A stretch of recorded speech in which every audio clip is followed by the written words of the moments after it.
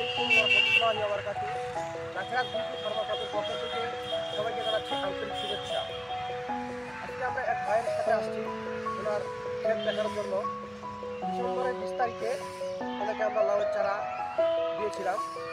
উনি রোপণ করেছেন আজকে জানুয়ারির 14 তারিখ 15 তারিখ দেখতে আসছি ওনার ক্ষেত। এটা একটি নতুন জাত পাবলিক এগ্রিকেয়ার সিটের জাতটার নাম হলো রূপসী। একবারই নতুন আমরা নিয়ে আসছি।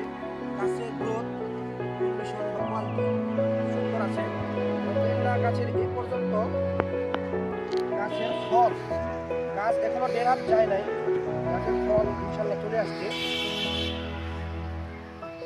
দেখেন গাছের ফল মোটামুটি চলে আসছে। গাছ এখনো খুব একটা বড় হয়নি, কোনো খোঁচা দেওয়া হয়।